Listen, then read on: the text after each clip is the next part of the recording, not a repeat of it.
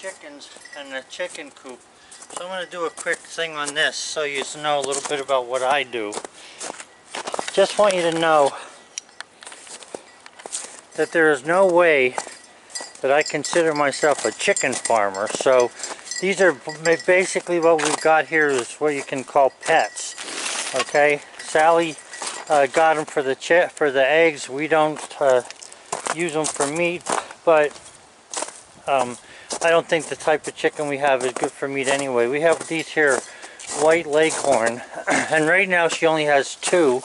She had a half a dozen. That's the size of the kennel I built her, and these 2 are left. They're about 5 years old, these guys, or I shouldn't say guys, gals, and they've been laying eggs very well, like 2 a day, and you can see it's still in winter time here. So they're good layers, but I don't know. They seem like nasty chickens, if you ask me, because they pecked some of the other ones to near death at times. But again, I'm not a chicken guy, so I'm sure there's people out there, other websites to go to. But I will show you what I did do here. Since I am a builder, I think I did a nice job on this thing. What I did was I built the, it's 12 foot long and it's 6 feet wide. And basically what I did here was to make the yard so that the chickens could get underneath the kennel and do their digging and stuff underneath there. So I used all pressure treated wood. This is nothing off my mill, it's all pressure treated. So when I built it, it was a shape of sort of like an L. In other words, this big piece, I continued around low, came back up, and then I just made little trusses there, you know, and put plywood and shingles on. So, hey, you don't be chasing them. You're making them nervous. So anyway, we have a lot of black bear around here. So part of our problem when we first started was that we wanted to make sure that the black bear didn't get in there. Now, a black bear is pretty darn strong, but they don't like being stuck with anything, I think. So what I did here, if you look close, first I put this 1/4 inch or less mesh around the whole thing, and then I covered it with this 2 by 3 inch stuff, and I have it stapled pretty well on there. So this keeps anything out of here, any predators. It even keeps mice out, except sometimes mice will go in between the doors and stuff. But other than that, it did a good job on keeping everything out of here. And on this side here, because this is the north side, I just put up some of this not glass, but polycarbonate, just to keep some of the wind off of them a little bit, because we get some good heavy north wind here. So that's about as far as the building goes. Now, if you look here, you notice that like the ground is low there and it's raised up. I did raise this up so the water stays away from their coop area, and that seems to have kept it nice, because even in the wintertime with no foundation under it, the door opens fine. And I use these type of latches here. These are good for some things and bad for others. I'll tell you what it is. Sally has called me on her phone to come get her a number of times because the door slammed and locked her in. So I had a string on here, which is right there, to pull the door open from inside, but apparently she broke it off, or something broke it off. So I got to fix that. But anyway, the mesh, so you know, is when I built this, the mesh goes down, I pulled the dirt away, and comes out about 1 foot or so, all the way around the entire thing. And that helps to keep anything that comes close and decides to try to dig down from digging. I mean, we've got everything here, raccoons, possum, rattlers, whatever, and nothing has been in here so far. I think one time there was a mouse running around in there, and the chickens kind of took care of that problem. But the thing I don't like that I did was I made this lid out of OSB. It's heavy, it sucks up water, and this will be the second lid I put on here in the 5 years that we were working, and it needs another lid. So I'm going to get something different. It needs to withstand the bear, that's the problem. I think regular plywood would hold up a lot better, especially the exterior plywood, so I might get that this year. But other than that, I have a latch on here for the egg thing, and you can see where the eggs go in here and stuff. So there's you know, all 4 of them I didn't have to build. I built 1, 2, 3, 4, 5 of these different egg things, only to find out that in reality the chickens seem to all lay them in the same place. Maybe once in a while you get, you know, one in another place. Also, we have a timer on here set up, an electric outlet that I have buried coming from the garage, and what that does is you know, gives us the electricity we need. I put this window here because when the time changes, different times of the year, I found out that the chickens will give better eggs if there's light in here real early in the morning. So this way here, we don't have to come over here too early, you know, like at the crack of dawn, and turn the lights on. The light that goes in there coming from the east brightens this whole thing up for them. So I built this about, like I say, 5 years ago. I have a thing here just to get air in there, ventilation, and then I'll show you how the front is done. Ventilation comes in that thing. Now, Sally had me close this up with a piece of plastic. I actually think it should have stayed open, but it lets a lot of heat out, so we close that with plastic. Normally that's mesh up top there on the inside, and we leave the door open so the heat at least rises and stays up on the top. So yeah, when I built this, like, I had trim all the way around it, and 3 times so far the bear has ripped this door off and that bottom strip. So he hasn't gotten the chickens though. Although in another area on the property I had not grouse, I had some other kind of game bird, I forget what you call them, that I was raising for the dog so I could train bullseye. So it's just regular plywood here, plywood there. Now the floor in here I use treated plywood. The treated plywood has held up very nicely without any issues at all. And I have a roost there for them. Sometimes they go on that one. Like I say, it was only at the max 6 chickens in here. Now the chickens they make a pretty good mess. Like you can see, there's dirt on the thing there, the roost and stuff. But it's not that bad. I mean, most of it's the smell. We have a light here that'll come on. We have the timer set so that the light comes on to give them at least 14 hours of light at night. In other words, it comes on, I think, at 7 right now and stays on till 9, I believe. But whatever, it's a total of 14 hours a day that we keep light in here. But having the window is a big help because it does brighten everything up, and you know, it makes it a little nicer. And I think the chickens actually liked having the window, because every time I go by here, they're looking out the window, so they kind of like it. Also, we have this heat lamp. Now, you know, you can see this heat lamp is pretty dusty at the moment. It's been a month since I've been in here, so we'll bump that off, brush that off a little bit. We haven't had any problems with the heat lamp or things like that in order to you know, keep the water from freezing, except for the bulb burnout. Probably 2 a year we use. And you can see that water's not frozen at all, and it's pretty cold. It was I think it's 22 right now. So I want to clean this out quick and get things taken care of here for them. Now, with only 2 chickens here, I usually take about maybe a month. I'll leave them go, and they don't have a lot of dirt in there. You'll just see there's a pile underneath where the roost is. But I clean this out, put it in my cart, and then I'll haul it out of here so that I can you know, either put it in our garden, or I'll put it on. I have a topsoil pile where I put this stuff, and then I mix it in with the backhoe to be able to make some nice topsoil. So it's just a regular feeder, and this feeder we don't even fill all the time because she wants to put fresh stuff out here pretty often for them, and she gives them fresh water every day. I think she does it every morning. She may even do it at night. Sally takes care of the chickens. The chickens are called Millie and Molly, and she's forever talking about Millie and Molly. She has a good relationship with her. For me, they run outside. For her, they come running to her. So, whatever. So I need to clean this out. I'll show you how I do that.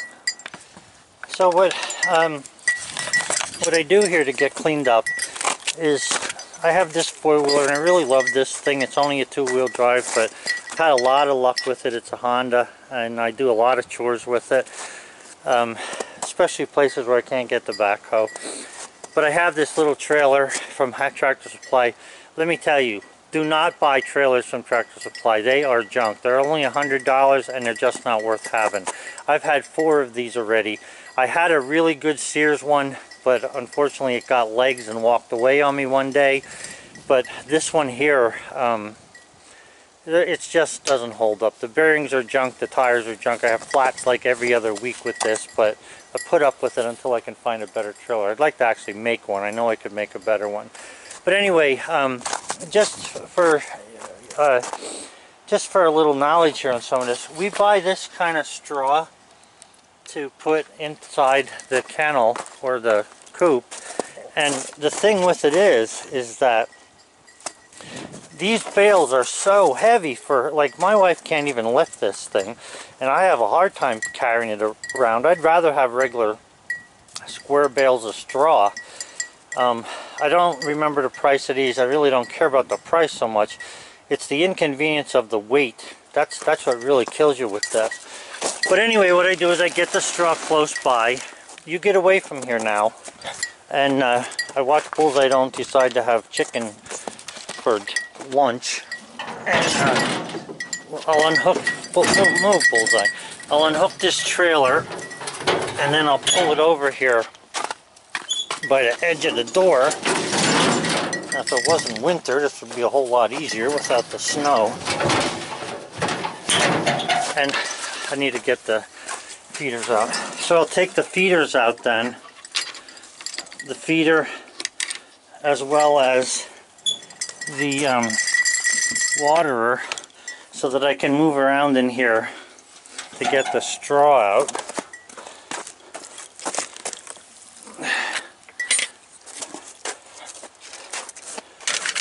Yeah, so let me put this camera down here for a second.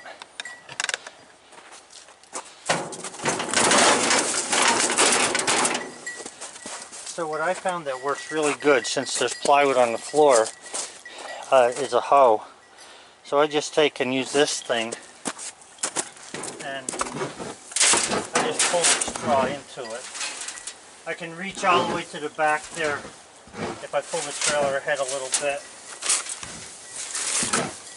And this works really good to scrape off the floor, get it fairly nice and clean.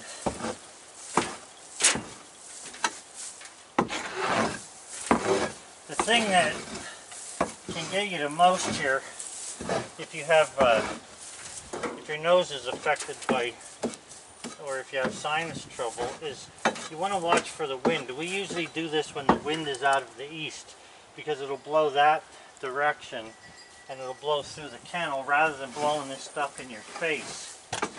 Now, I just changed, the last month I changed the straw in the eggery, which my wife calls it. So I'm not going to change that this time because that doesn't really get that dirty. But I am going to change what I have here. And we also noticed something too, that if you fill the containers with food, thinking that you don't have to come here every day, that's a mistake, because what happens is instead of the bottom there having tidbits of food, it'll be coated with food. So you're actually throwing food away. So we found out that with just a small amount of chickens, is to just put enough food in there to keep them till the next day, and they'll eat it without leaving it all over the place, so you don't waste it. So you can see how nice I can scrape that floor off with this hoe. I'll do a little bit here with one hand. Yeah, so like I say, you can just pull it to you. And this seems to work pretty good for us. Like I say, well, I'm not an egg farmer or a chicken farmer. We do this for ourselves. I will tell you that there is a major difference between a fresh egg every morning, or every two eggs, than there is having eggs from the store, no doubt in my mind. So we save these eggs for breakfast, and sometimes if they get into a non-laying mode, we'll actually buy some eggs. But Sally likes the chickens. She loves coming over here to them every day. She comes over here religiously and takes care of Millie and Molly. So now she told me the other day she wants to get some Rhode Island Red, and from everything I've read, these white leghorns are the best egg layers. Now the Rhode Island Red, she just wants them because she heard that they were a nicer chicken. They didn't beat one another up. I don't know if that's true or not, and if you want to comment, we'd be happy to listen to what you have to say. But anyway, that's where we're headed for now with this. So I'm going to clean the rest of this thing out, put it in this cart, and then I'll show you what I do with it. Now what I was saying about the straw, these bales they are heavy for us, but the thing about them is they're compacted, so there's actually a lot of straw in there. So if you take half of a bale, and this is a 6x6 area, if you take half of a bale and start breaking it up, this is more than enough to cover this area, and it's about 3 or 4 inches thick, which works pretty good for the chickens. They don't seem to have any problems with anything. Okay, so I put the straw in there and, you know, opened it up nice, and you can see there's a good thick layer of fresh, clean straw in there. It's a little dusty in there, so what I'll do is I'll just sit here a little bit watching Bullseye and wait for that dust to subside a little, and then I'll shut the door. Yeah, so that's about it as far as the chickens go that I really know what to tell you. You can see that we're in a really great spot here. In the morning, the sun tracks along here. It's behind this pine right now. It tracks over here, so in the wintertime they get a lot of sun on the roof and all, and that's what helps to keep it warm in there. That's why the water's not freezing. You can see the snow's pretty much off of that roof, even though there's a lot in the woods. Now the other thing is that in the spring then, when we get the leaves on the trees, it just worked out that the leaves keep the chicken coop here in a shady spot, so that works out nice too. So it's not so hot then in the summertime, I mean, or the spring. Well, I guess these two are coming to check this out. Chickens are very inquisitive. Alright, Millie and Molly, you do your thing. So then Bullseye and I will take this straw from the chicken coop, and I have a couple places where we plant potatoes. Now I'll either put them there, or I'll put them on top of the topsoil pile that I have, and then just come and mix that up later on with the backhoe. Topsoil pile is getting pretty low, so I'm going to have to get some more this year. Bullseye, come on. All of this property having been all woodland, it's not really good for, it's not really what you'd call fertile soil. I'm just going to dump this, or put this right here. Yeah, so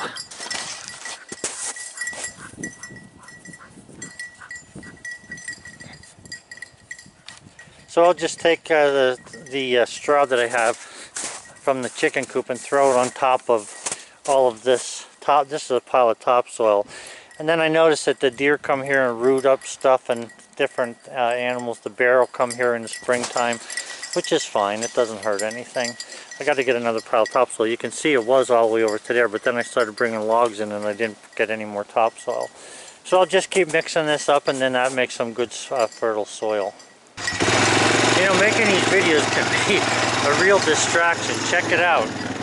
I got the four-wheeler, but I forgot to bring the friggin' trailer load of straw with me, for crying out loud.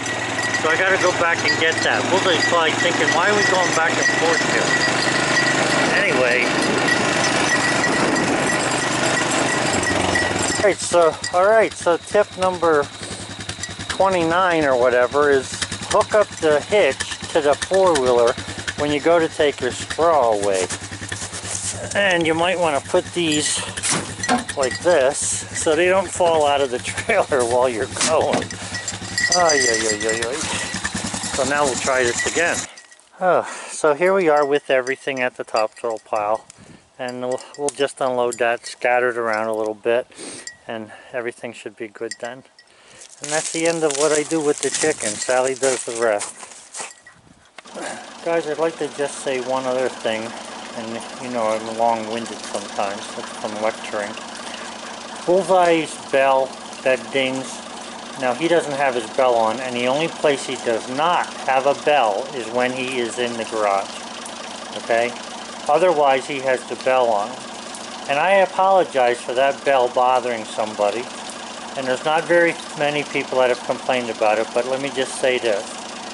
I would rather stop making videos than to not have this dog by my side. So if you can deal with the video with the bell, you're more than welcome here. If you can't, there's so many chicken videos, lumber videos, homesteading videos. You can go watch them, and I'm sure you'll learn just as much as any other channel. So I'm just saying, it's not an option. He's with me. Thanks a lot, guys.